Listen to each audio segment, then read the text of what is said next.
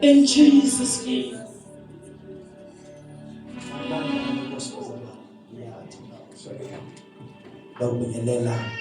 And then nokwazi sikhona baNkulunkulu phakathi kwethu. Amen. Makabonge uJesu. Ngibingelela umama umfundisi, ngibingelele uImani phakathi kwethu. Ngiyazi sakhula ama-elders in this ministry, and then mama, and then baba. Ngazi sikhona bonke, and then andawuba uSikhosana. It's a blessing to have them and to work with them. They make work more easier. Amen. Ngiyabingelela insizwa, ngiyabingelela intombi, njengomakhelwane uthi makhelwane ebingeleleka. Amen. Hallelujah. Njengomakhelwane bingeleleka. Glory to Jesus.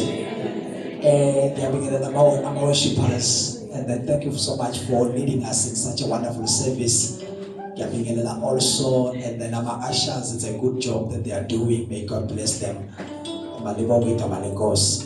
Ngiyacela bazana ukuthi siye kuncwadi ya Ephesians, lasifunda khona sibhizi khona lezi insuku. We have parked there for a while now, and then bathe ngiyadlula akudluleki. Malibonge igama lenkosi.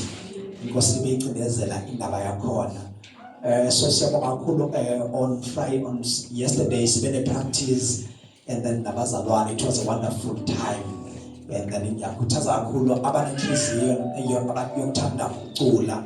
It's not about your voice, it's more about uthando. Makabonge uJesu. If uthanda ukucula, come and join us, and then we are having a good time. And then in practicing, as we practice, we worship God. Amen.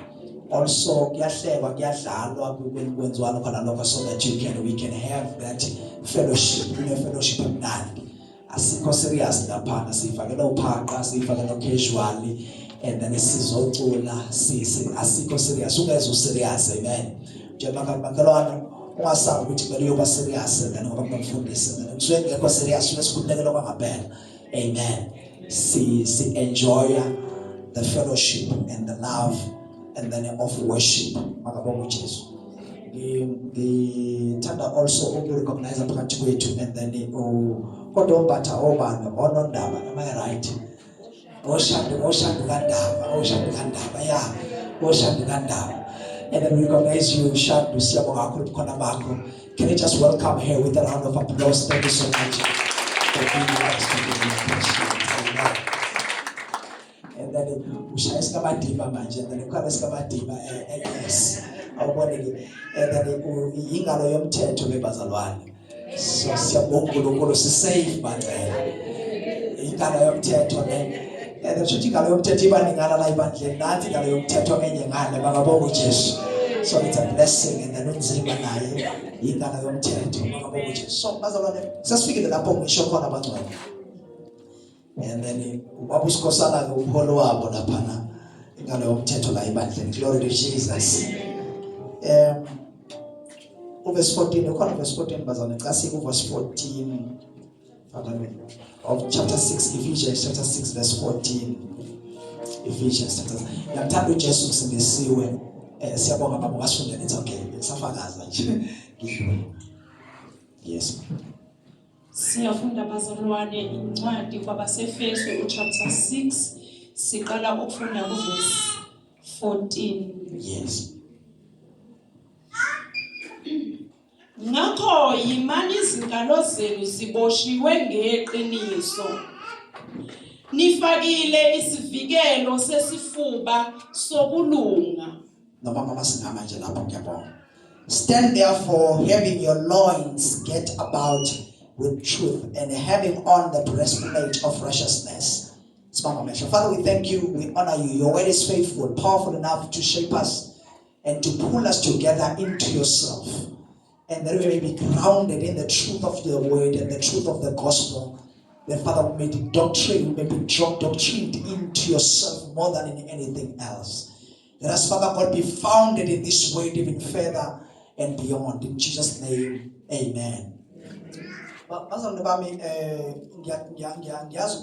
been talking about indaba yomthandazo. Siqale from indaba yefaith, sayofika kumthandazo.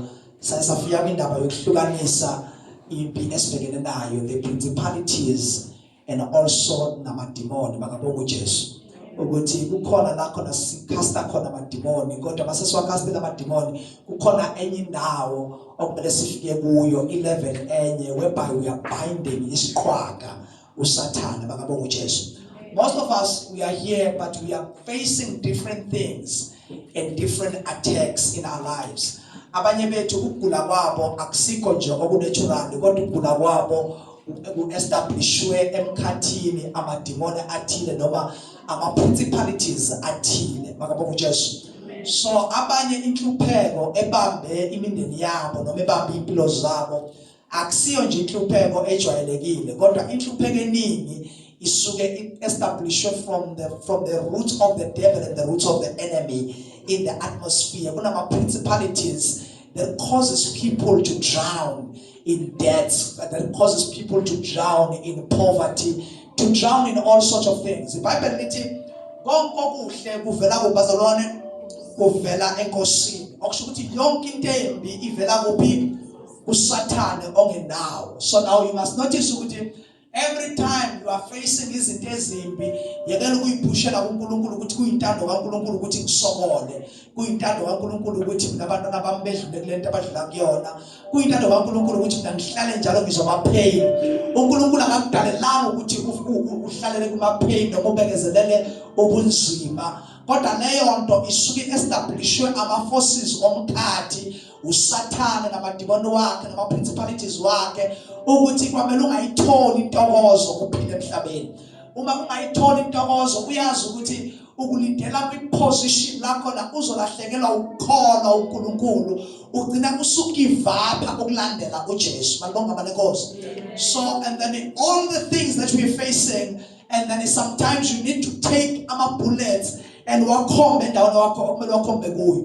Kwesikhathi we fight people and impi yethu is not sourcefully from people but impi esibhekene nayo eyakwamoya. Njengoba makhelwane asibambene nanyama, asibambene nagazi, kodwa silwa nemimoya yababusi bomkhathi. Hallelujah bazalwane. So na yekela ukulibe uhlasela abazalwane bakho bazabami then why mina nginganakho lokho nginakho lokho nalokho ufight abantu aba wrong. You need to change the focus of the war and then ama-bullets wakho waqondanise ne-source of the situation more than dealing with ama-branches of the situation. Uma ufuna uku-uprooter noma uku-uprooter isihlahla and then kwamele udile naso from empandeni kunokudila naso ngokushaya nje phezulu kancane. Uma uzoshaya nje la kuma steps usungaqedile ngalezo nto kodwa kwamele uthole umsuka wayo lapho ibambelene khona. So now ukudila nama principalities usukudila nomsuka wama attacks obhekene nawo. Nikhona bancane. Uma udila with the forces in the atmosphere and then awudili nama results kodwa usukudila nama sources of the pain odibane obhekene nayo. Pain obhekene nayo akusi pain cause umuntu. The original pain is established from the forces of darkness. There is a hand behind yonke into elimazayo. Kunesandla esingabonwa behind ubuhlungu odlula kubo. Kunesandla esingabonwa behind umshado wakho odlule exokozeleni. Leso sandla isandla songendawo sikaSathane uqobo. Kunesandla somubi esibehind uxokozela emndenini wakini. Kunesandla lapho nilonodwa niyashana ntitshelana ngamabhomu. Lamabhomu ufight umuntu wrong and then lo muntu okelene naye kahle kahle akusiyo umuntu owumsusa walempi. Impi iqala phakathi kamoya before uzoyibona i-establish in the physical. Nikhona bana Jesu. Now last kufunda khona ngabazalwane iBhayibheli liveza lento lesibiza into yokuqala lesibiza ngokuthi these are spiritual armors. Ma iqala iBhayibheli qokani zonke izikhali zaka moya ukuze nikwazi ukumelana nemicibisholo yonke kaSathane evuthayo. And then ukuze nikwazi ukubelana nesitha kwamele nibe nembethe. And then sikhanzeleke kakhulu ngoba siqhubeka la sine khona Sichaze kakhulu kwi-Bible study and then ngitshela makhelwane uyijoyine i-Bible study. Yeah, uyijoyine i-Bible study and then suke sifunda sithi ukujula kulento. And then i-Bible study lapha WhatsApp wasebandleni siyesa khuluma about these things. About the whole armor ukuthi bapla ama-armors. Imapha zayisoshiwe. Isigqoko sensindiso ngomsikhakhane and then ngabusasho ngomsikhakhane kusho omunye manje. Iqiniso and then bese bayibazalwa izwi and then bese bayibazalwa ukholwa bathi uyaphinda ubaba uphinda uyaphinda baba abusaphinda manje sesinabanye amen bese kuzoba yini insindiso yes insindiso of course kodwa sebayishila insindiso babathi isigqoko sensindiso the prayer of course bese kuzoba yini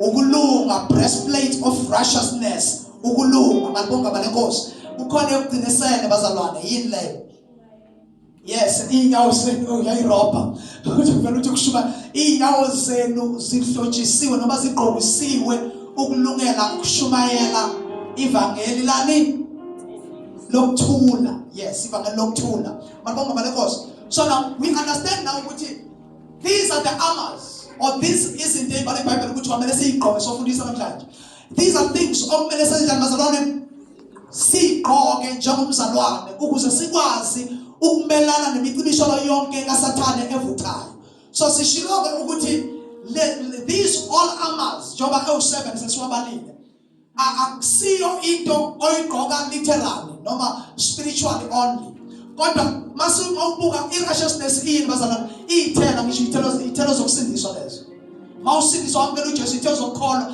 mawukholwa uJesu ubese umbatha ini ukulunga kwakhe righteousness and then ebese i-helmet of salvation sichazele also ukuthi i-salvation also siyithola ngoJesu nayo mawangena uJesu wangena insindiso and then ebese masikhuluma ngeinyawo ezigqokisiwe sihlotshisiwe and then sikhuluma ngokuhamba and then ukhuluma ukuthula elithi iBhayibheli ubusisiwe lowo and then okwazi ukulamula noma ukhuluma ukuthula phakathi kwabantu abacabanayo so and then that's peace so lama armors eswabalayo it shows clearly ukuthi akusizi izinto oyiphatha uyolwa physical kodwa impilo oyiphila every day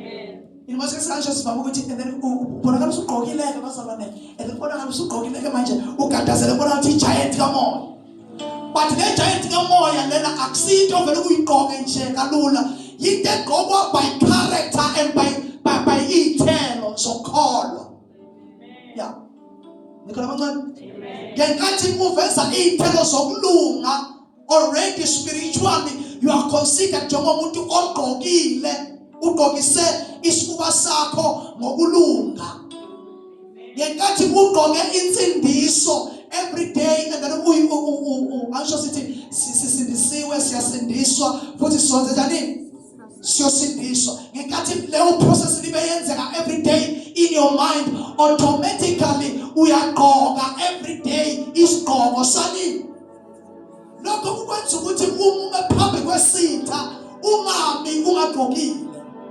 akhona abantu abangagqokile babonga spiritual simply because lama characters awatholakali kubo uthi noma ephonsa imicibisholo yezwi kodwa kusho ukuthi akanakho ukulunga kusho ukuthi akanayo insindiso kusho ukuthi akalungele ukushumayela ivangeli akanalo iqiniso noma ungana kanjani ngomthandazo kodwa iqiniso malingekho uzoshayeka ulula no weakness so namhlanje ngifuna sibheke into ye-truth so bheke into ye-truth and then sithi ukugcila kuyona last week khona liveza ukuthi iqiniso it's one of the armors iqiniso yenye yezikhali zakamoya iqiniso yenye yezikhali zani uma ungenalo iqiniso kusho ukuthi kukhona isikhali esishodayo kuwe mawukuthi umqambi manga babonga balenkosi mama umuntu oqamba manga leyo depend ku character yakho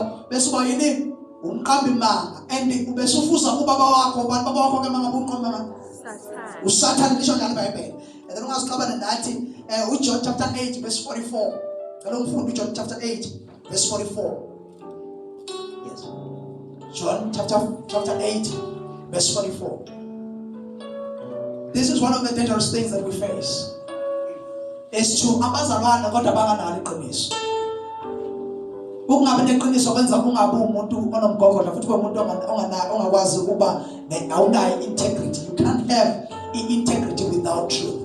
Yes ma'am. Verse number 44 chapter 8 of John. Nina ningabakayihlo uSathane nithanda ukwenza izinkanuko zikayihlo yena wayengumbulali wabantu kwaseqaleni wayenjani yes ma'am akemi eqinisweni akemi kuphi bazalwane okusho ukuthi amanga onke alidele kubulale nawo lidele kufeni yes ma'am ngokuba iqiniso lingekho kuye iqiniso alitholakali kuSathane nxa ekhuluma amanga ukhuluma okungokwakhe uma ekhuluma amanga ukhuluma into yakhe vela ayikho enye into angayisho ngaphandle kwamanga lokhu engumqambi manga noyise wawo umqambi manga noyise wani wamanga and then uJoshua kuba bese ukuthi and then okhuluma owenza amanga ke ufuza uyise ubani uSathane uma ukuthi uSathane unabantu bakhe aba-identify ngamanga ukuthi laba bakaSathane kusho ukuthi noNkulunkulu naye unabantu bakhe ba-identify ngani bazalwane ngeqiniso awukwazi ukuthi uphila amanga bese uthi ungakaNkulunkulu uphila amanga and then iBhayibheli libeka kuso kubesobala ukuthi there are two poles but there is no in between two poles there is falsehood bese kusoba neqiniso fiyabena namanga bese kuba nani now we are khetha ukuthi ungena ku there are two poles kufika kube ne-darkness bese kuba nani nokukhanya the light and then you choose we have the kingdom of darkness kube the kingdom of light so now there are two poles there is no in between ukwamele uyikhethele ukuthi wena ufuna ukuphila nhloboni between the two. And the most painful thing ukuthi immediately wathi uphila iqiniso wahlanganisa namanga akabo awamkeleki ngapha upushelwa ngale with darkness automatically yeah. Because ngapha awangena amanga ngapha kweqiniso and then ngalana kungena amanga ngapha kungena iqiniso kuphela. That's why iBhayibheli lithi indlela eyakhona ingumncingo yeah indlela ekhaya incane because iqiniso abantu abaningi abalithandi bese kuzothi indlela eyekufeni iba nkulu because abantu bawathanda ini nokuphila ini yeah intenza ukuthi futhi bazalwane bami ngapha kwindlela yebumnyameni babe baningi is because nabanye sinabo ngapha eqinisweni bayathanda ukuyimixa nento yobumnyama kusho ukuthi ngapha wamixa awusamkeleki ukuthi ungangena kanti ngalana ungamixa wamkelekile. So there are two poles. Yeah, there are two poles. There is falsehood, there is truth. So you need to choose ukuthi uzophila ngani. So there are two. Now these two poles are ruled by kingdoms. The kingdom of God rules everything that is in truth. The kingdom of the devil, the kingdom of darkness, rules everything that is full of light and darkness. Because ayikho into phakathi nendawo. So ingakho lithi iBhayibheli in the book of Revelation kubekhuluma uJesu ethumela uJohane eSiphatmos emthumela kwelinye lamabandla uthi ubatshele labo ukuthi abangabi sivivi emntanzini abangabi sivivi because ayikho into yokuba sivivi ngapha. Mawubanda, mawushisa, yenza ukubona. Because uma uzoba la eqinisweni kodwa bese uthi and then I'm so ngibanda ngisho ngishisa ngibanda and then awukho ke permanent. Because ngapha kusetshenzwa into ka permanent. Kodwa ngale iyasetshenzwa ke into kama standby. Into ka temporal. Yokuthi then uyangena uyamukeleka mawuphila leyo mpilo awu see threat to the kingdom of darkness. But you must be firm in foundation of truth. Okuyizwi likaNkulunkulu. Njengoba makholana kwamele uliphile iqiniso. Most of us we know truth. But the most difficult thing is to live truth. And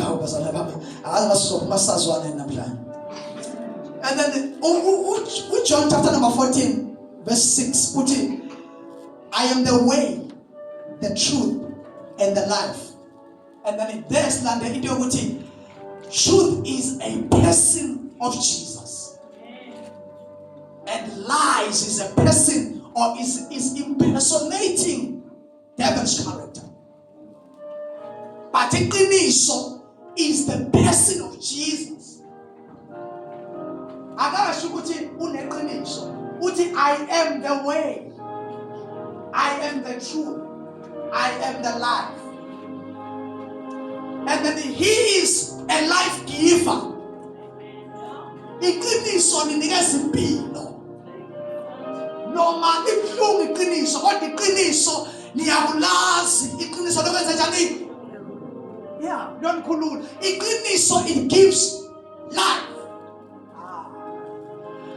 Bese ngapha emangeni and then amanga they don't give life. Lithi iBhayibheli uyisa amanga nokusathana and then akezi kungengokweba nomtshontsha nokubhubhisa. Okusho ukuthi njalo mayefika loyise wamanga uze luzoyenza njani? Ukuzobulala, uze lukuzodukisa, uze lukuzotshontsha. Because amanga ayayitshontsha even the peace. Kwani abantu abanganakho ukuthula namhlanje into ebenza bangabi nakuthula my elders iwani ukuthi abanalo iqiniso. They don't live in truth.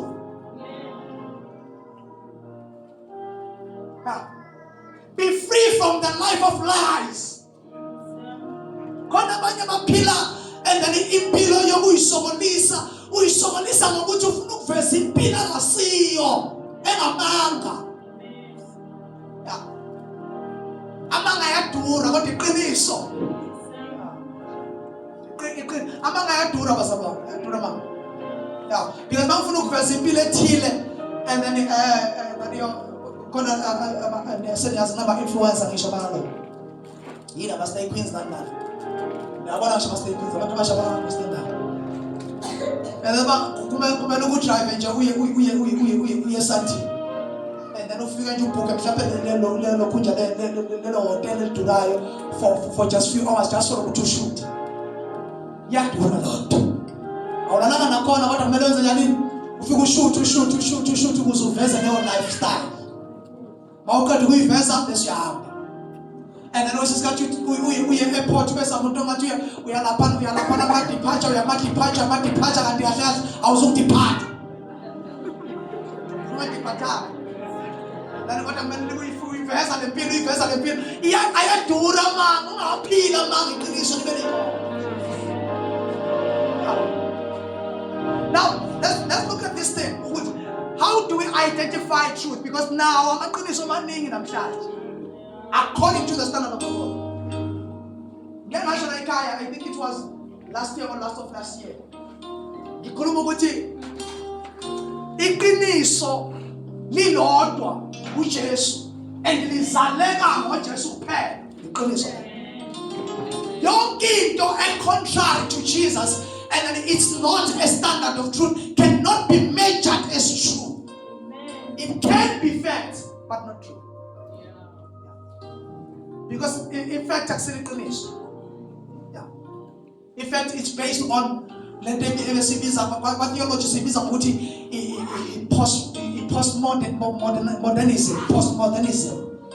postmodernism into esho ukuthi yinto evunywa i-influence yaleso sikhathi ukuthi kulesi sikhathi and then kuyi-fact ukuthi asho kunamaqiniso esike inkathi kunekhona izinto namhlanje eziyiqiniso ezingamaqiniso noma ezingama-fact kodwa omama bethu abadala ngaleyo mnyaka ileyo nto yayihlazo nje ingasile iqiniso lento leyo but namhlanje iyamukeleka. Why? It's postmodernism ukuthi ngenkathi inkathi ziqhubeka and then abantu baba modernize is the more adapt with certain lifestyle adapt like certain ideologies akunalawo ideas kuba ngathi ayiqiniso labo ngaleso sikhathi yenza sense kodwa bangavuka umuntu okwaphila ngama-80s and then angathi mayifika niyenza ethi ayisile iqiniso lento ingabanga because kunamaqiniso ey'nkathi kodwa iqiniso lelesu esikulo akusile ley'nkathi. He is the same yesterday, the same today, and the same tomorrow, the same forever. He is the standard. I change it to your goodness on Jesus. Leave me in Jalo, Mamuskosan. No, Mamungan Zagan. But I please on him. Yatama Langland was wrong. So, like it says, it's a person of Jesus Christ. And the Pilipiniso, who went to go to Pilipilo, that is of Jesus Christ. Master to Pilipiniso, Asesha Loguti Pella, and then Loguti. No, we play Chris or Loguti. I'm Shannaman. So I'm full of such people. Okay, there is postmodernism there. And then I'm full of such people. And then so Pila J, and then now. And then party umasa sibuka iqiniso according to the scriptures asikhuluma ngalokho sikhuluma ngento eyistandard ukuthi ungenayo imali kodwa that's not the truth of the word ukuthi wena awunalutho nokuthi wena upoor. And then you may be going through a situation but you don't elevate the situation ibe reality yakho identify who you are. You are identified by the word of God, and it is. And then let the poor say, I am rich. Let the weak say, so now, I'm appealing my standards of the situations I'm going through. Njalo bangidlule esimeni ngibheka ukuthi izwi lithini ngami ngingaze ngiyimatanisa ne-situation ngizabe yi-situation. And then if there was a pinufana na unuga yona, ukuthi uzawa adapt ukuthi wena yiyo, wanga adapt with qiniso, wa adapt with fact and factual situation of a certain season of your life. And you fail to stand firm on the word of God. Litini izwi noma ngidlula la. Ungadlula esimeni ugcina uhlala. Don't make a temporal situation to be your residence. In fact, ungayenzi i-temporal situation odlula kuyona igcine isiyimpilo yakho igcine siwena. Yabona nje wasihamba noJesu, sihamba noJesu sibe convinced ngeqiniso lezwi neqiniso likaJesu until we become like him. Till we become like him. Yes. Till we become like him. And then akusho ukuthi asidlule intweni. Lalela.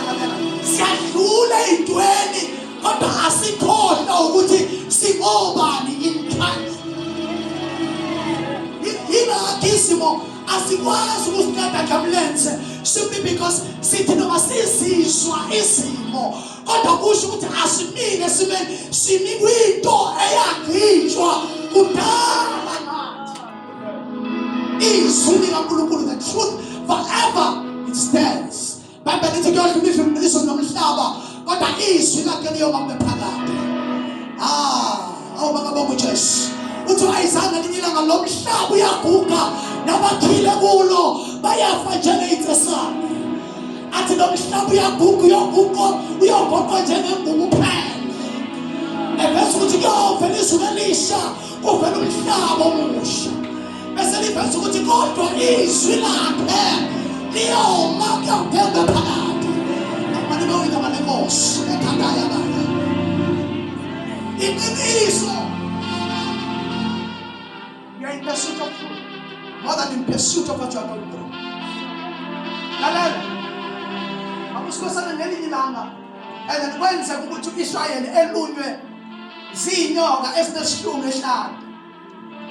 Mabelunywa zinyoka esineshlungu babefa abantu because of lezo nyoka leso sihlungu. Wathi uNkulunkulu kuMose, Mose akha eyakho inyoka. And then eyakho kodwa bese kuba yethusi. Uyibeke phezulu. Henge phezulu.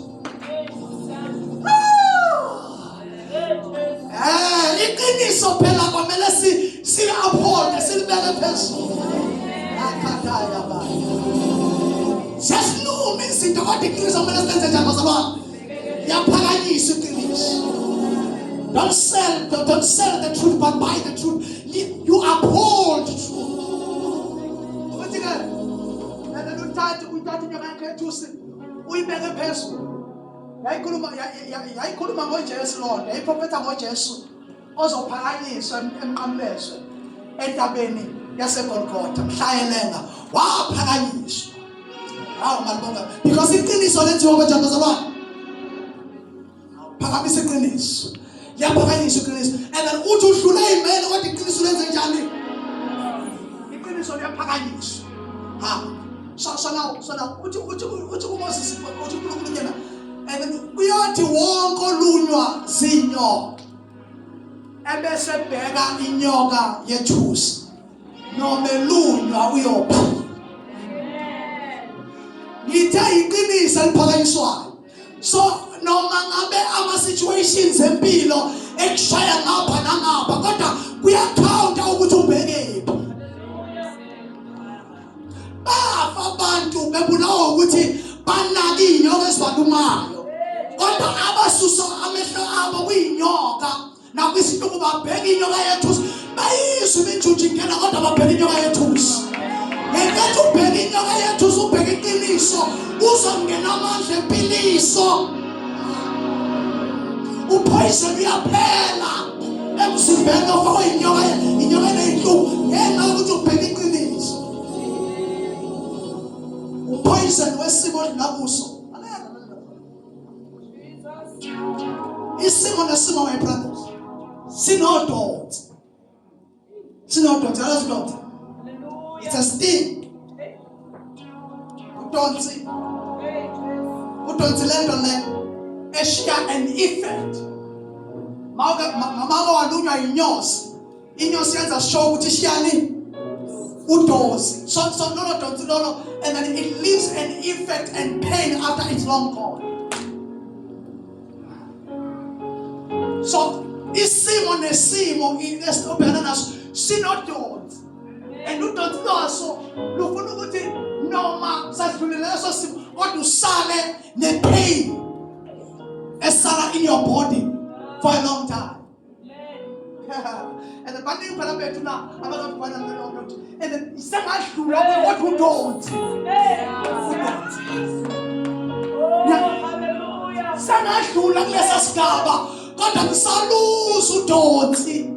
Lwalesa sigaba engadlula kuso. Now, into ke eyenzakalayo masibheka iqiniso lenyoka yethusi ukuthi masibheka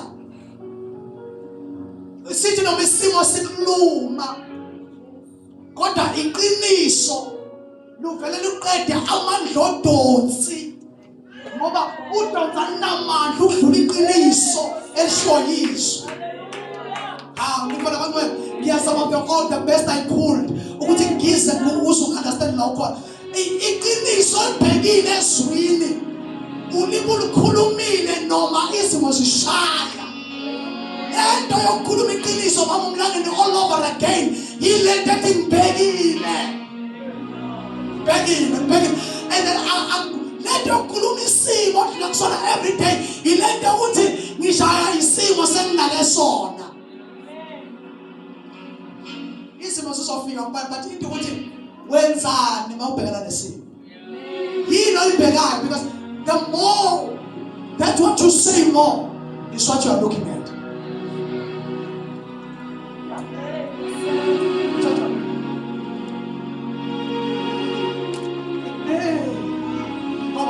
There are times whereby sikhuluma iqiniso leswi about our lives. Ungavumelani nesimo esidlula kusona. Sizwe ukuthi si weak, kodwa sikhuluma into ukuthi ni strong. I am strong. Izwo sisilozi ukuthi ngishayekile ngithi I am more than a conqueror. I'm more than a conqueror. Izwi lisho ngena, kodwa ngithi I am more than a conqueror. Ukuthi ngithi I'm more than a conqueror, it doesn't mean ukuthi inyonga zinohlunga sidumanga. Silumile kodwa kukhona into ephilisayo. Yinto okhuluma izwi iqiniso. Lithi iBhayibheli izwi likaNkulunkulu it's truth. Iqiniso. And the more you know it, the more you know it, is the more you are set free. It's the more you are set free. Kunabantu noma until the portals of knowledge of the word of the Lord and then begin to invade his mind, his thought, his heart. Immediately lay on to your knowledge if I reality yes, and then we are free.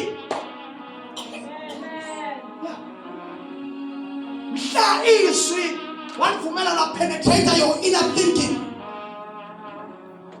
Your mind, your subconscious, your heart, and penetrate all through yourself.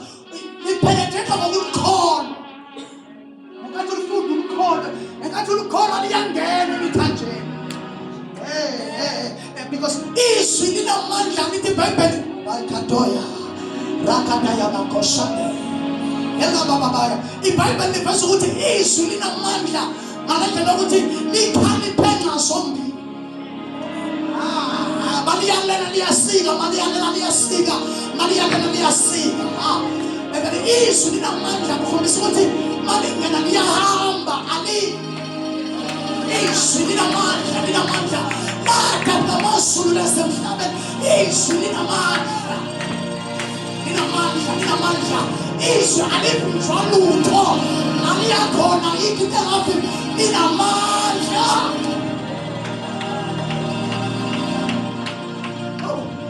Kumbula phela mfowethu uJesu uthi mhla ezonke nesikulethe isikolo sesifazana akangenanga ngendlela ejwayelekile kwasho ukuthi ufikiswe elingena nokuvaliwe langena kwi-Virgin Mary langeniswa arabaka shandeleni yabaya akadoya koshandeleni yabaya kuyowenza ukuthi ingakhethi Maria kuyowenzeka kanjani kimi lokhu akwasho ukuthi ukhuluma with the divine this time. Let go and touch this because now he sweet. How long can he sweet? Your life changes. You could listen this. Yakichima Malingena, Maulfunda Lingena, and then Mamuane from your mind. Let's tell it in your heart. Lingena and Tanjania Koyakas, Likishime. Dile non ne sposo sano is sweet utuwasu utumdebangiti ufalapa kodwa ngosongeniswi ulikanelingeniso lidinelesi in your body is divesa learn the Bible about it listen lihlaba lehlukanise amalunga nani and then bese lizoveza futhi into ukuthi yilona likwazi ukuhlukanisa the spirit and the soul. Ayikho into emhlabeni ekwazi ukuhlukanisa lonto. Nothing on earth. Afuthi akusozahlangana nawo, but only the word. singayihlukanisa nje masikhuluma sichaza. Kodwa in literal form, there is nothing that can penetrate and permeate between soul. If you ihlukanisa ithi soul le, ihlukanisa ithi body lokho nje spiritless. Only the word. So now izwi linamandla ukuthi mangabe ulifunda liyodila nezinto ezixake impilo yakho zaxaka even nabantu bakini and then abadala and then your elders ekhaya baxakekile ngazo but malingeniswe ixazulula lezo inkinga. You need to believe it. Khona uthi mahlabela uthi liyabasebenzela aba likho layo yebo liyabasebenzela aba likho layo. The only thing that makes the word to be effective in your life now, but in amandla, it's faith. Likholwe lingayenzi self. Likholwe usayindaweni eyiphansi. Ulikholwe malithi wena awubelongi phansi, ubelonga phezulu. Likholwe usemsileni. Ulikholwe malithi you are the head, you are not the tail. Likholwe liyabasebenza alibasebenzelanga abanye abaliswa ngoba bahlanganisana nokholo. Yakuthwa lento liyamiswa lento ithi mayisa uyikholwe. Ayakashandelela yakholiswa awukazabona bangazwa salandelana kancane sabazi. So now the Bible liveza izwi as powerful as that. Uyacabanga ukuthi iBhayibheli limveza uJesu in John chapter 1 verse number 1 ukuthi he was in the beginning and he was the word in the beginning, and then in verse 40 in the beginning he was also God. Qhubeka futhi lizoveza ukuthi the same word became flesh like enyameni.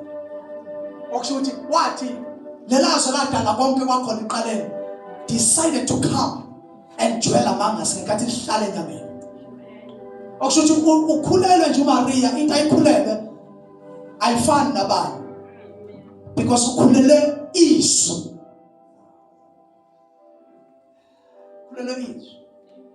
So now this same Jesus lizwi uma sekufika isikhathi and then asazochaza impilo yakhe and everything siyayazi. Mase kufika isikhathi sokuthi ubetheliwe and then ungcwatshiwe kwavalwa netshe kwasho ukuthi kuvalwe ini alivinjwa.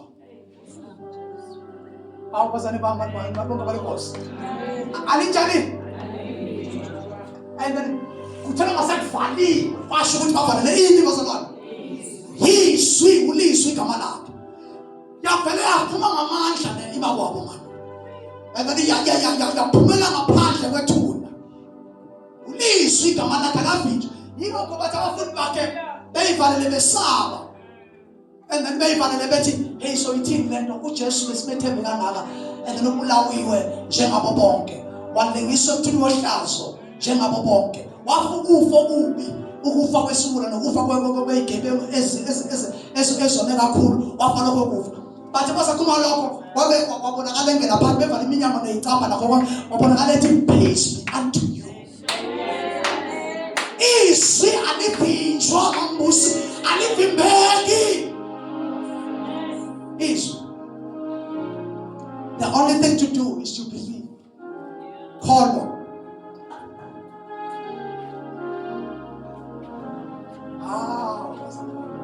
Even the culture yakini ayinamandla okulivimba. Yingakho masefike lishintsha isimo nasekhaya. Uma lolo lamkelele azoba neqiniso kulo because you must be faithful to the truth. Thembeka eqinisweni. Thembeka eqinisweni. Letha njani? Thembeka eqinisweni. Ngeke ngasho ngasho ngathi njengoba sicela ngaveza ukuthi most of us we know the truth but inkinga sithembekile eqinisweni. Sithembekile eqinisweni. Into ongathembeka eqinisweni lento ukuthi uthi wazi ukuthi kahle kahle kumele ngabonza kanje according to the scriptures. U decide ukwenza the opposite. Awuthembekanga in the truth that you have received. That has to say ukuthi unalo iqiniso kodwa awuphili iqiniso. Noma uyalazi iqiniso but you don't live the truth. Izwi noma iqiniso liyaphilwa. Liyaphilwa.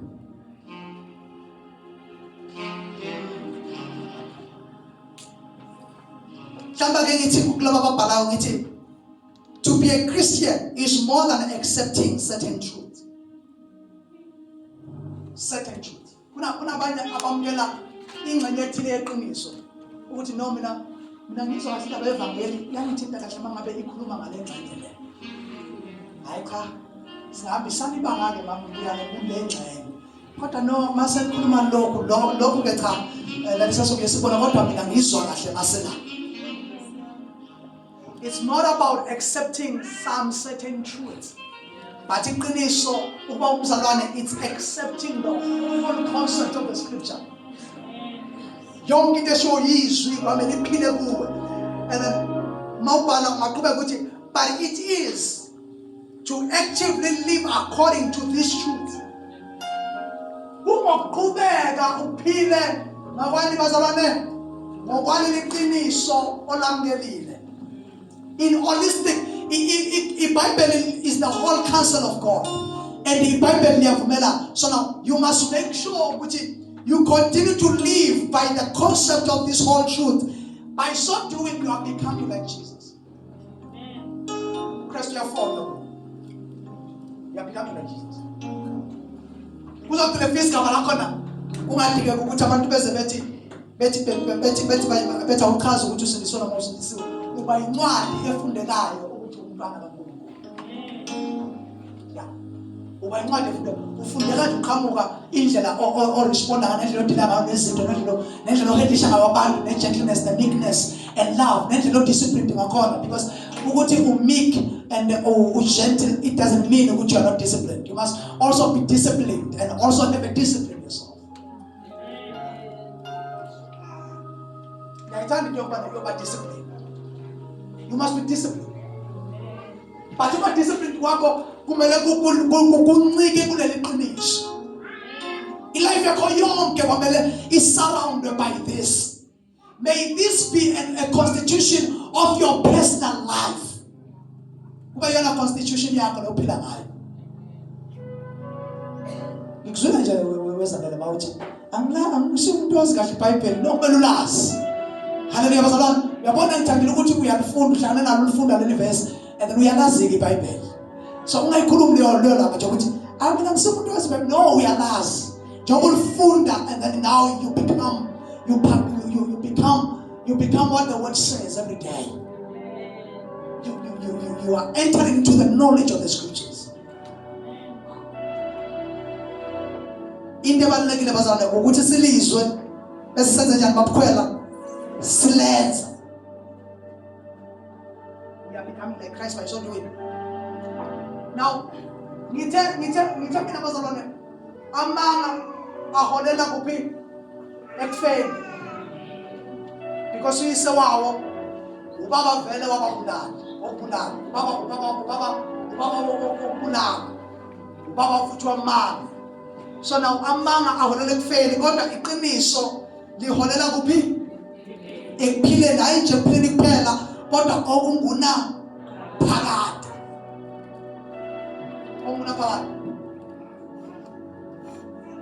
and then now we should speak and live the truth. Speak and then kona mjabele kuyini R&B invalid. Preach, practice what awareness given. What's leya? Mitulo leya. Yaba ngaleza ngathi. Amen. And then You must practice what you preach. Yabona yonke. Hayi icula leyo baba lengo. Mama usikaka nani yazi kanjani mama?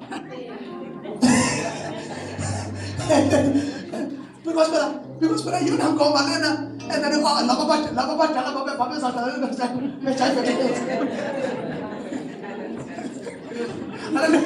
so but again they call him up lawa ebesa fleke ezantsi babambe bese fleke ezantsi lawo but ama oches ama hipster yes and then tula ama oches nan laba bakujalo so you practice what you preach. Practice what you preach. So what you say, you must practice it. Pamela kube life yakho. And then manje we RMP kuma mezothando. Isu yasha itirana lona, otshela lona ukuthi uyamthanda kodwa ebese angayenzi lento ayishoyo. So manje yakhala not to practice what you preach. Amen. And then lento ukuthi uyamthanda ngifuna ukuyibona uyenza.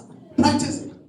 Because lento ukuyikhuluma into kuphela ungayenzi, it doesn't produce results. Instead, you are undermining my intelligence. What was my idea? You are undermining my intelligence. Yeah. I want my message on your was which was a bookie or was which in your Kulumayo, and I put some words with someone is a two. Yes, no, you're an Ufram calling and doing short, but when's the wood? You're undermining my intelligence. Amen. Now stop Jella. Amen. You don't undermine my intelligence. Amen. Now, God identifies himself with truth. uNkulunkulu uzayamanisile neqiniso. uNkulunkulu uzayamanisile. Awusho uma unganalo iqiniso kuwe, wakwazi ukuthi uqhelelene nalento uNkulunkulu ayamane nayo. uNkulunkulu nje uzayamanisile neqiniso. Abanye abantu bayacabanga ukuthi hayi abazane they are judging abazane ukuthi abazane bayajudgeana nje and then once wathi nje kancane sekuthiwa how udlisona and then uyangijudge. Ena awujudgwa yithini ujudgwa yizo. Mabonga balikosi. How bakithi ngokuthi nje kancane sekuthiwa manje sengidlisona. Ena malithi izwi kuyisono lokwenzayo asikujudge but iqiniso esimingalo yilona selivele lathi wena usuganile. Sekumele wenze njani? Uhlambuluko ulungise. Makabonga uJesu. uNkulunkulu uyamanisa. Uthanda ukuyamana nani? Into uNkulunkulu ayamane nayo noma into uNkulunkulu ayiqhelise nayo. So yamana nento uNkulunkulu ayamane kuyo. Hlala into uNkulunkulu ahlele kuyo. uNkulunkulu awumtholi kwenye into kodwa uyamthola eqinisweni. Ngiyabonga. uNkulunkulu akatholakali outside of truth, but uNkulunkulu utholakala eqinisweni kuphela. Iqiniso. Uyalazi iqiniso kodwa liphile manje. Into ezokusetha free ukuyiphila lento yazi. Aw hallelujah. Jama kamakhalwana. Yekela ukuyisobonisa. Phila iqiniso. Ameza sikutshela ukuthi uyaganga. Okay. And then kumele uzazi ukuthi ayisasili iqiniso lento engenzayo. Ayisasibuzakala lento engenzayo. Ayisikukholwa lento engenzayo. Kahle at this level of the church we are supposed to be ukuthi silandela nabantu nenduku ngemuva ukuthi kahle phela usuyaganga amasoye kahle phela no sesikhule enough to a level whereby iqiniso seliphila kithi siyalazi. The only thing that is left is to act out. Act the truth. Live the truth. Be the truth. Kana umuntu uma kuthiwa umasiya untshontsile abantu bavele bathi hayi ngeke umasiya. Besingekho impela kodwa akwazi ukuba uyena. Why? Because umasiya sasiyamazi. Impilo yakhe iyamene neqiniso.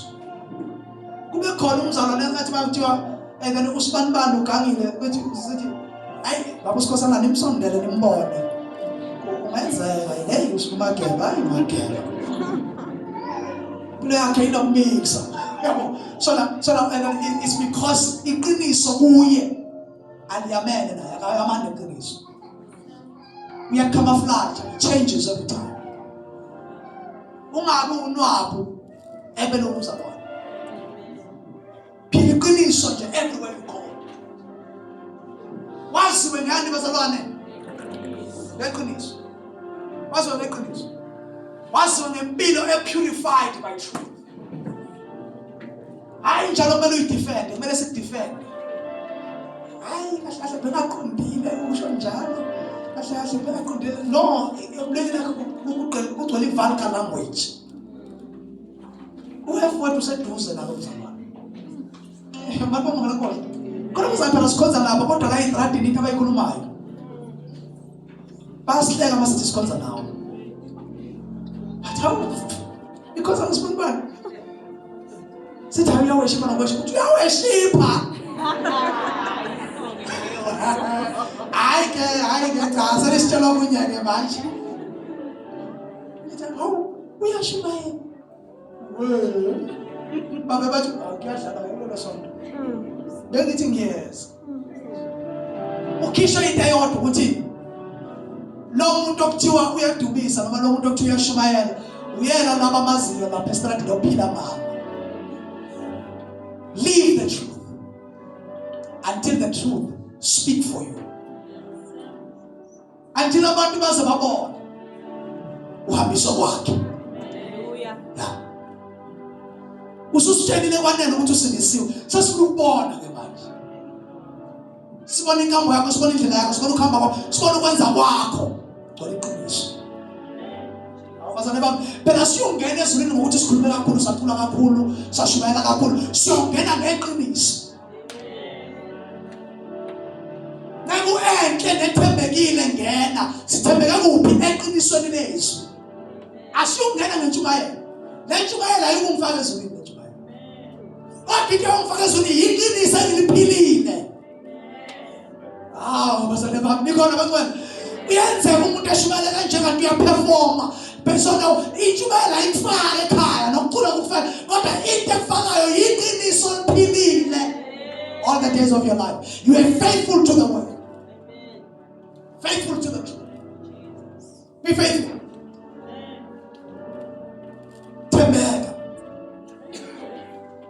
Tembeka noma thina singeke eduze.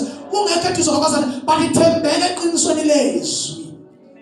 Lihlala kimi, nami ngihlala kulo iqiniso. uJesu uhlala kimi, nami ngihlala kuye. So now I have to live everywhere.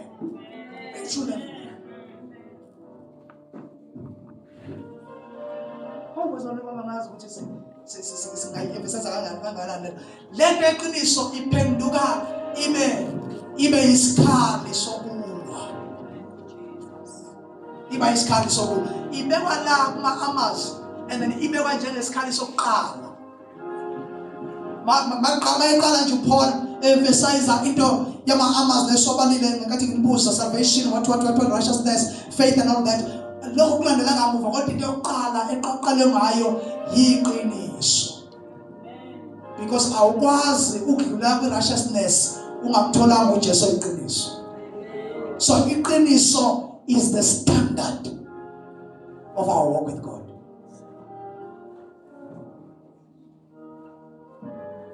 Uzimisela ukuhamba kangakanani noNkulunkulu ngeqiniso. Now denying the truth, when God identifies with him, identify himself with the truth. Denying the truth equates to deny God. Denying the truth equates to deny God. Noma ukunqaba iqiniso kuyafana nokunqaba uNkulunkulu. Ukukhelelana neqiniso kuyafana nomuntu ohlehlayo kuNkulunkulu. Phela thina sasitsho ukuthi hayi noma ngiqamba manje ngiyavula amawula kodwa mina noNkulunkulu sibanawo nanikho right. Yabona akasilungiseni bazalwane. Lento yokuthi wena uphila enye impilo engenalo iqiniso kodwa uthi ni right noNkulunkulu anikho right asikubeke iqanda lokho. Into enenza nibe right iqiniso. Lezwa ngelizwi. So now uma sithi phenduka suke sithi phendukela eqinisweni lezwi. Masithi buyela enkosini suke sithi buyela eqinisweni lezwi likaNkulunkulu.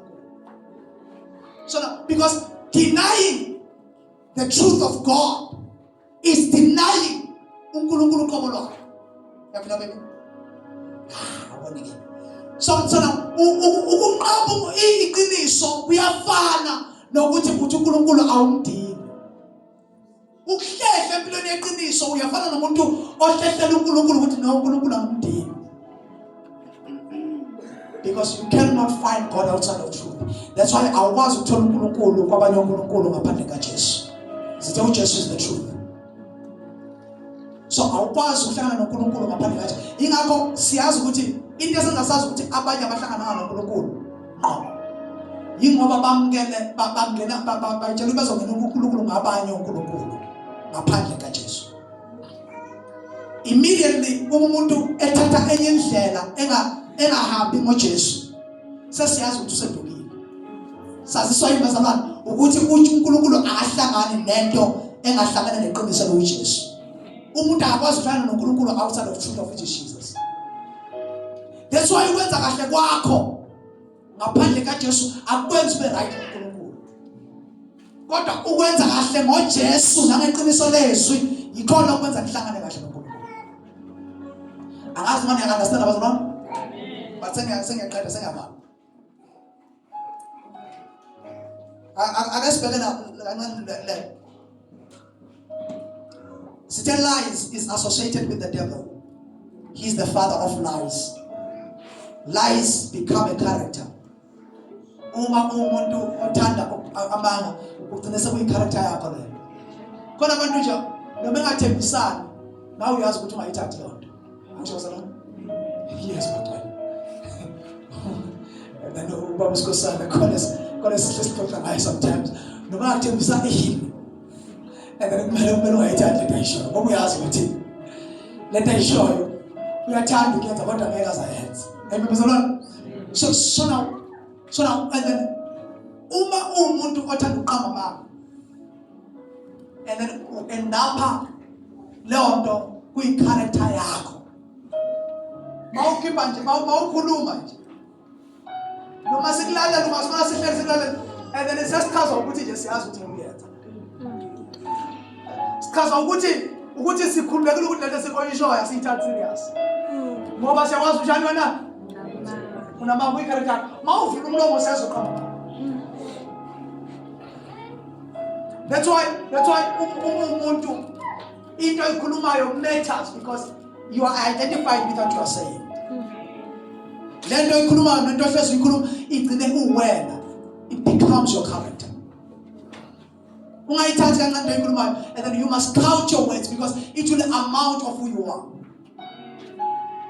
Ezinye izinto uzisho nje kancane mina ngiyahlupheka.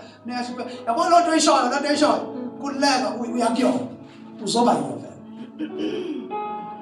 The power of life and death is in our tongue. So keep on speaking. If you speak death, that's where you are going. If you speak life, that's where you are going. If you uphold situations, that's how situations are going to stay in your life and become your daily bread. But if you kuluma izwi, that's where you are going. How am I going to? So what does lies leads to death. Sikshilo loss of emphasize. But in front of the truth should be upheld regardless of circumstances. Rather than elevating situations, situational conveniences above it. Okay, so break it down. Iqiniso njengoba siqale eqaleni masithema sintroduce saveza ukuthi uJesu kumele siphakamise iqiniso. And then now iqiniso kwamele siphakamise, sil uphold, silenze standards empilo yethu. Kodwa uzolenza kanjani iqiniso standards empilo yakho uma wena ungalazi iqiniso? That's why uzoyitshela ukuthi yonke into obhekana nayo iyiqiniso. Impilo odlula kuyona uzohlezi uyitshela ukuthi iyiqiniso lakho. Because awukazi uhlangane neqiniso. So now, uma sithi Iqiniso must be upholded, must be preserved. Iqiniso must be your standard of living. Umbuzo kuyiwona umkhulu ukuthi yikhona kukuphi okuyiqiniso. Because ukuthi akunamali nakho kuyiqiniso lokho. So manje should I uphold ukuthi akunamali? Kuba istandard sami na. Because if ukuthi akunamali kumele kube istandard sami, then that's not the truth I want to live. That's not the standard I want to put myself in. That's not the level of my life I want to live in. And then so that kwamele ngilazi iqiniso above the situation. Abakulandela kahle sebazwile ukuthi sesibuyele ku-point of departure as we are closing. I-point of departure ibilapho nje ekutheni we must lift the truth more than lifting situations. Uzoshayeka uma ungabe ungalazi iqiniso. Uzoshaya izinto odlula kuzona uyitshela ukuthi yiqiniso lakho. Uzokubulala impela ukugula uma ngabe ungazi ukuthi iqiniso le-health ngempilo yakho lithini. Nokuthi what do you consider a standard of truth about your life? Yini okuyiyona mthethosisekelo wempilo yakho? Is it what you feel? Or you are going back to something that is bigger than the feeling? Because iqiniso ngiyanqaba ukuthi iqiniso kumele kube li-equate i-feeling. Uma li-equate i-feeling okusho ukuthi akakabi iqiniso lo. Iqiniso it has to live beyond my feelings. Yeah, bazali bami nikhona bancane. Iqiniso ngiyanqaba ukuthi kwamele lishintshwe yizimo nabafashini ney'nkathi neminyaka ezidlula kuyo bese kuthi bekuyiqiniso lokho izolo manje akusasiliqiniso ngoba sendlula kulesimo sendlula akwazi ukuba iqiniso alijikajiki iqiniso. Iqiniso has to be stand firm. It's a standard of your life. Ngiyanqaba ukuthi uma ungasebenzi bese identity yakho kuba ukuthi hayi umasuku lo ongasebenzi. Ngiyanqaba ukuthi iqiniso lo. I may be going through that challenge at the time, but I'm still umasuku lo njani? Yeah, that's not my truth. Yeah. That's not the truth of the word. There's a situation ongabe udlula kuyona manje, but ngiyanqaba ukuthi i-situation yakho because iqiniso is what you consider a reality beyond how you feel and what you're doing. iBhayibheli li-emphasize noma uPaul emphasize into yokuthi the things that are seen are temporal. Okusho ukuthi the simo sibonayo mawusibona nje isimo sakho si-temporal leso simo. Uma ngabe une-pain emzimbeni uthi uPaul ngoba leyo nto yayizwa leyo nto yayibona and leyo nto i-temporal. Everything that you can see and touch, that thing is temporal. But the things that are not seen, that is an issue as in all things that are not seen. Those things are permanent and forever. He says that in the Bible, more than 7,000. He tells me some hours. Are we born? God bless he tell me so. He's son. As he don't agree so lako. He on a reality yako. He's on a standard circles. He on a future yako. He on a sasa lako. He on a present yako. He on a now time yako. He is lipete the truth about your life more than what you feel now.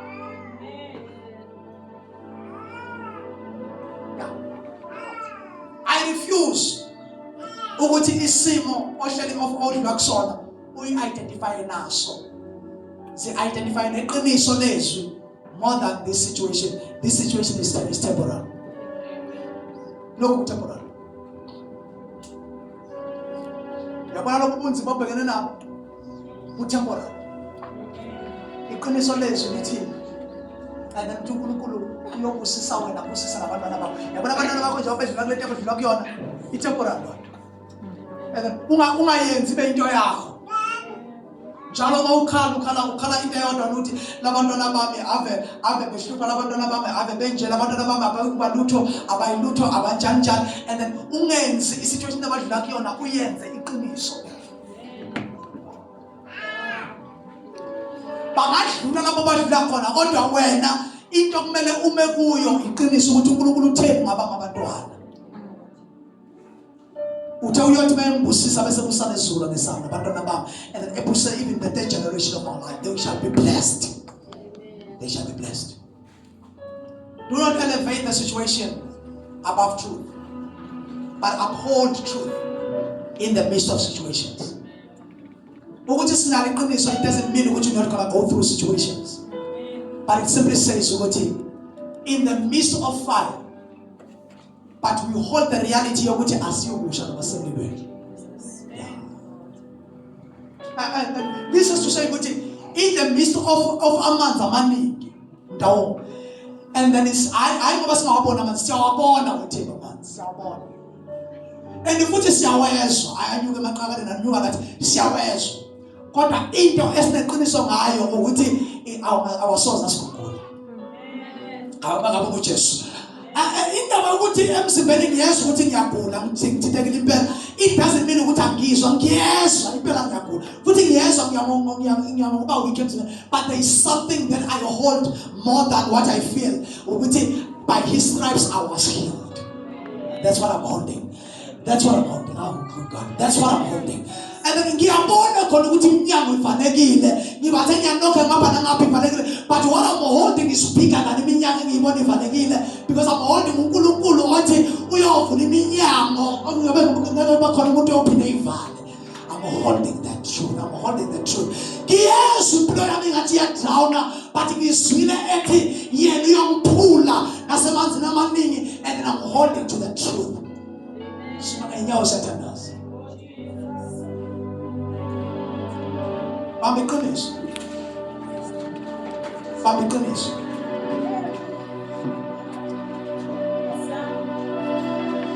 Uyolapholda kanjani iqiniso mangalazi? Hamba ufundiswe and begin to identify yourself with the word. How you identify with the word is the same as identifying yourself with God. But you identify opposite from the word, from what the word is saying. Which yes, I later mother this, that, and also you are identifying yourself with the weakness, with devil. Yangela ukufunda izwi ulikazi ukuthi leli libelonga kulabantu leli libelonga kumina lela libelonga kumina ngokwenza njalo okusho ukuthi you are identifying yourself with something that is standing contrary to what the word is saying. From today onwards, change your language, change your confession. Uthi Paul ngelilanga bekhuluma nebandla ngisazi niliphi lebandla lapha kwaKorinte or something uthi you hold fast to the confessions. Bambelela njalo. And then we confession kodwa yini kusivumo noma kuba declarations ungakiyeke confess the word of God about your life. Keep on confessing those things. Oh, we kunjalo, but keep on declaring those things. Keep on saying it. Keep on saying that, Lord, I am here. Lord, I am here. How would you make it? Umure now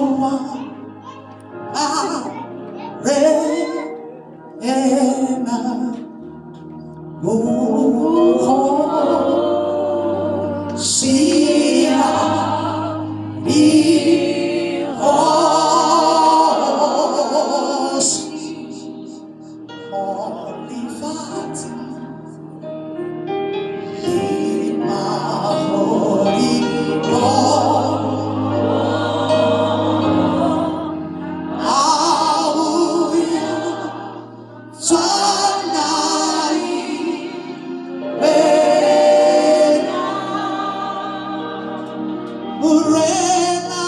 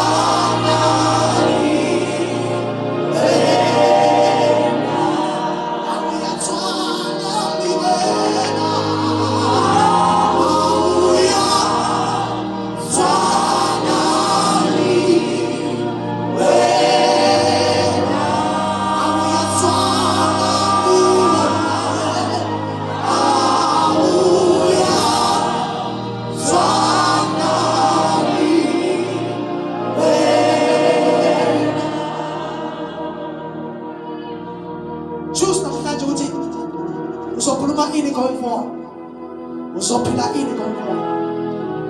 I will speak the truth and I will live the truth. I will speak the truth and act the truth until I become the truth myself.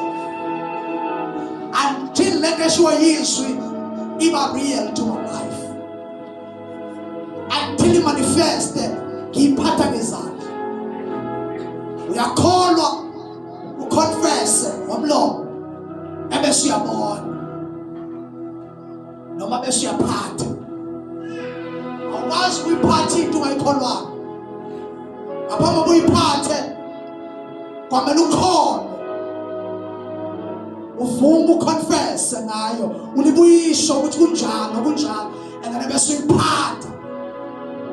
Things manifest when we keep on believing and declaring them. Things become when you keep on saying them and believing what you are saying. They become. Khona abanye abahlupheka namhlanje bahlushwa into eyodwa bayithakatha bona ngolimlo. They hold on to the confession of poverty about their lives until poverty ever real more. I refuse to speak the situation. Khona abanye bafile namhlanje babulawa ukuthi lokugula kuzombulala lokugula lokumphethe. Hayi lokhu kuyaqeda ngami impela kwaqeda ngami. Before time.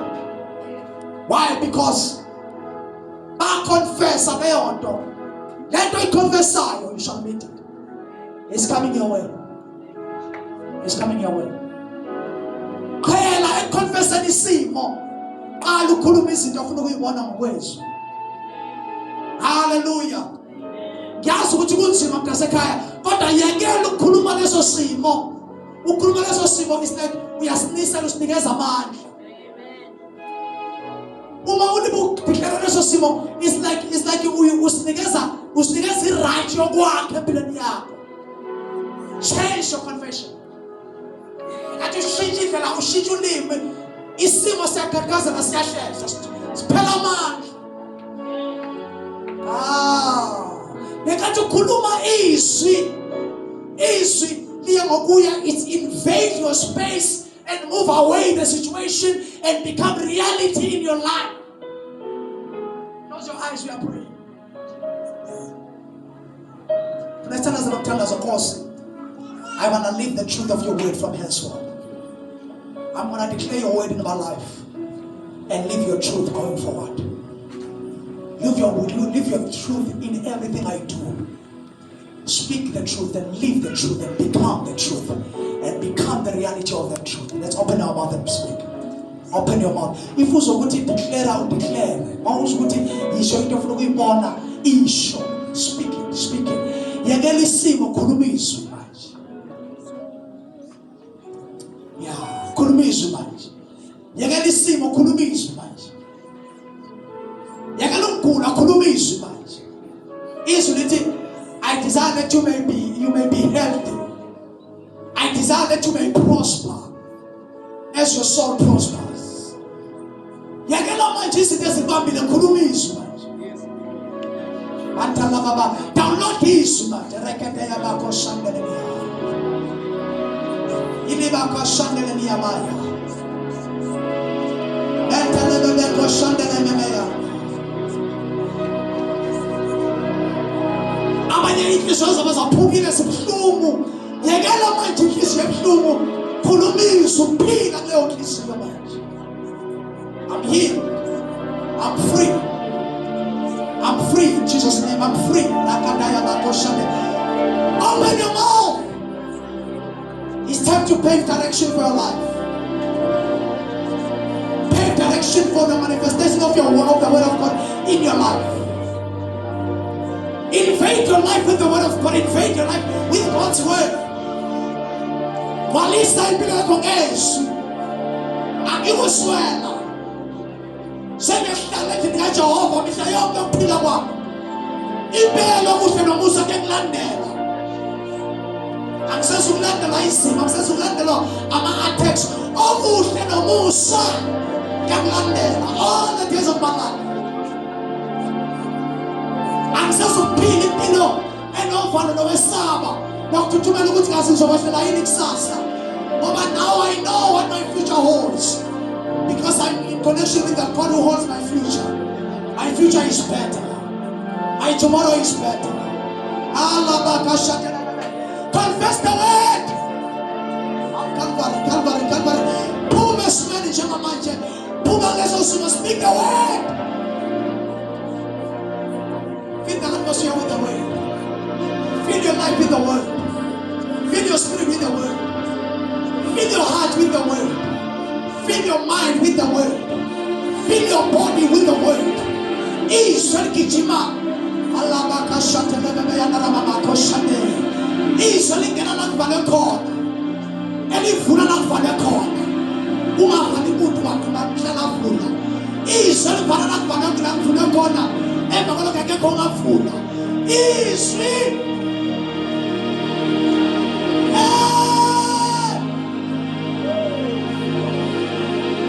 Easy.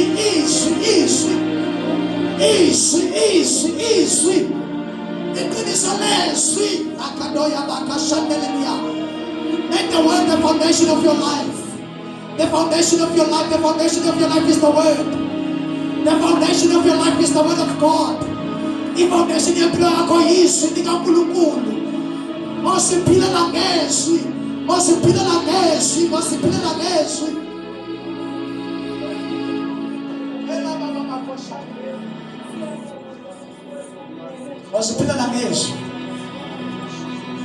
na Yesu all the days of my life. Wasipila na Yesu. Isu ni ondle bazalwane. Isu liyayivula indlela abantwana. Isu liyaphilisa bazalwane. Isu liyanikeza amandla kwayethileyo. Isu liyanikeza direction nasehlanga. Isu liyakhanyisa nalapho umnyama khona. Izwi ingakho uDavide ethi ngiyokulonda izwi lakho ukuze ngingoni kuwe. Okusho noma ngalahlekelwa yikho konke okunye but mangalahlekelwa yizwi. Because manginalo phelele. Ethi ngimhlebele anginawe ngiphelele